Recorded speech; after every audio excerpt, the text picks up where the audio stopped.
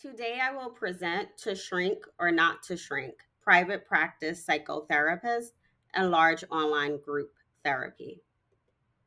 The research problem. It is not known what the lived experiences are of psychotherapists who have recently transitioned to private practice and how they describe the personal and environmental factors that contribute to adopting and effectively using technology in large online group therapy.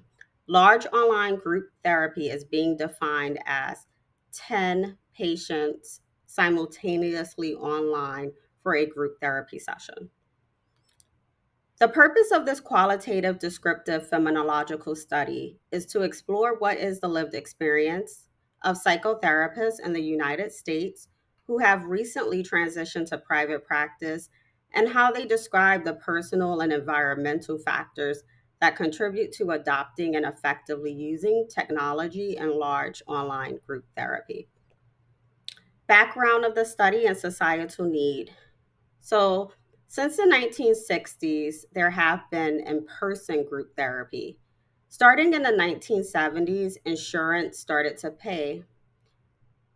In the 1990s is the origin of online group therapy, spearheaded by the Veteran Affairs. In 2020, there was widespread insurance coverage for online group therapy due to the COVID-19 pandemic. So the societal and organizational needs, there's a critical shortage of behavioral health specialists and an increasing rate of mental illness. 1 in 5 people, or 51.5 million Americans, live with mental illness. More than half of the United States population lives in a mental health provider shortage area.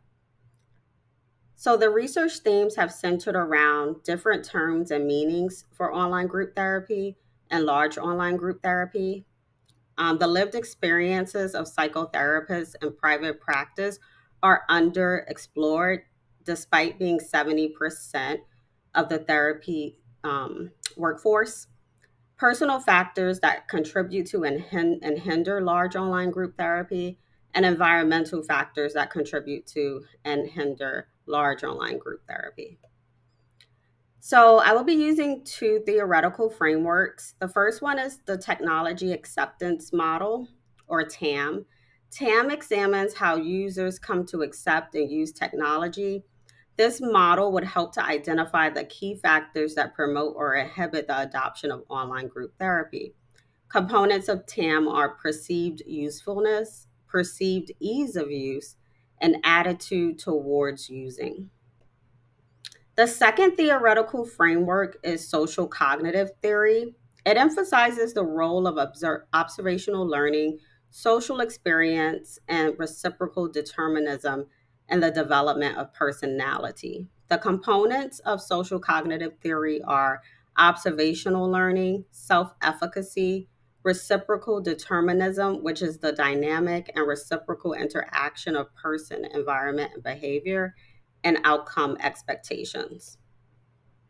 Identified gaps in the research was the use of large scale group teletherapy among mental health providers remains under research despite its potential to address significant mental health needs.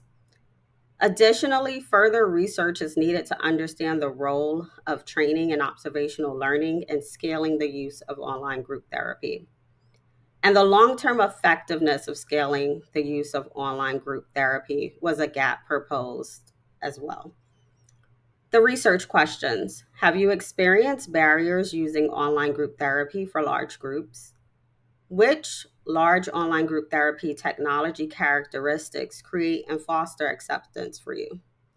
Which personal factors foster the use of large online group te- therapy technologies?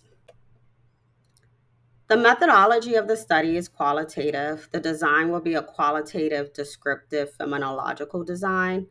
Data collection and analysis will be IRB approval, a purposive sample, demographic survey, in depth interviews, and using the Georgi 5 step analysis method. So, what are the benefits of conducting this study? Well, one benefit is that it will Add to nursing practice. Most psych nurses prefer to do evaluations and management over conducting therapy. I will be an example that a psych nurse can primarily conduct therapy as their role and conduct large online group therapy at that and add to the body of knowledge in that area. For healthcare administration, published or not, I will disseminate my findings to healthcare management, clinician entrepreneurs, and public health organizations.